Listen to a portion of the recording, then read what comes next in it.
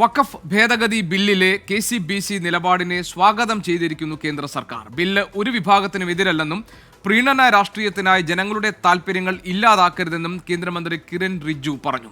KCBCയുടെ നിലപാടിനെ കേന്ദ്ര ധനമന്ത്രി നിർമ്മല സീതാരാമനും സ്വാഗതം ചെയ്തു.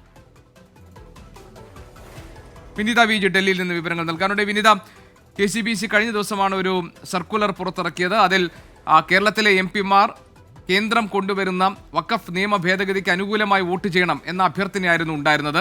KCBCയുടെ നിലപാടിനെ കേന്ദ്രമന്ത്രിമാർ സ്വാഗതം ചെയ്യുമ്പോൾ അതിലൂടെ പുറത്തുവരുന്ന രാഷ്ട്രീയം എന്താണ്?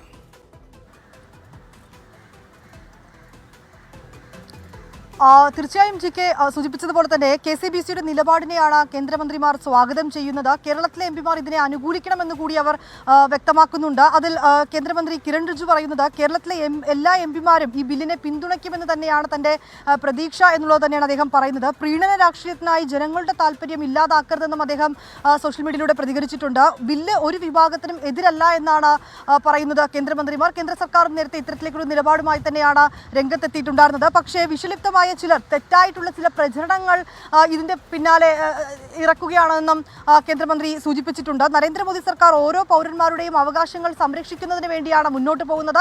ഇനിയും അത്തരം നടപടികൾ തുടരുമെന്നും പറയുന്നുണ്ട്.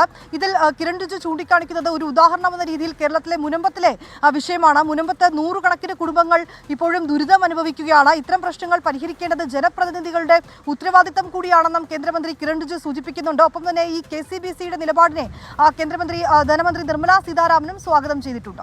ജിക്ക്